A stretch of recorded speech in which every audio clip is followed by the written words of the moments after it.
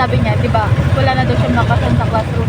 Balik na lang daw siya kay Arkin. Hindi ko na alam na tinutuon niya. Kasi pagtapos na, i-edit na yung ano niya. Oh. Ano,